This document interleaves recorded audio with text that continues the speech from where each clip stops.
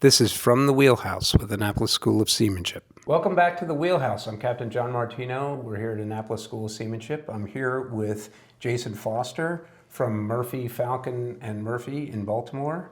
And we're doing an update on the collision between the MV Dali and the Francis Scott Key Bridge, which there was a major announcement yesterday. Jason, welcome to the Wheelhouse.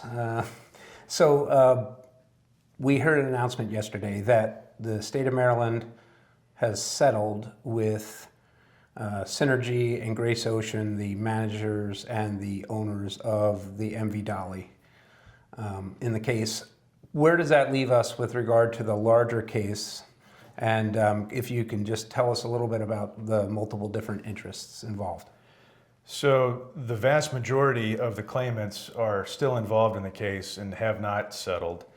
At the beginning of the litigation, in fact, there were so many claimants that the court asked us to divide ourselves into groups based on the nature of the claims that we have. So the groups that are still active in the case are the personal injury wrongful death group, the public economic loss group, the private economic loss group, and the cargo claimants.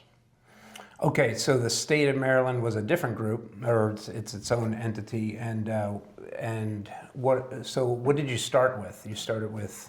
There have been three interests that have settled so far. Very early on, the federal government was involved. They were the first party to settle.